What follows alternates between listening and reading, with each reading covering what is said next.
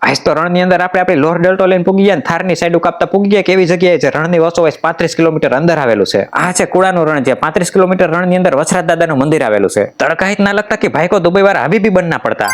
રણથી 35 kilometre અંદર આવીને મહાન ઠંડા પાણીનું ફ્રીજ મેળવો. હાલો પાણીના ઘોડા તો ભરી લેવી.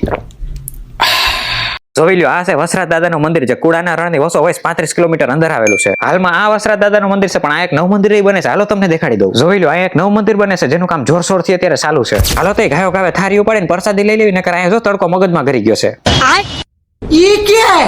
ફાઇનલી પ્રસાદીની નાની એવી લાઈનમાં ઉભા રહી ગયા આવી, ને શાક રોટલી ગાંઠિયા દાળ ભાત ને મોહનથાળ લઈને બેસી ગયા આવી. ભર ઉનાળે ભર તડકામાં લબાલબ પ્રસાદીના કોરિયા ખાઈ ગયા. રણની વસારે તાપમાન એટલું વધી ગયું કે મોટભાઈના મોબાઈલ ને તડકો લાગી ગયો, ડિસ્પ્લે થઈ ગઈ હાવ ઝાંખી.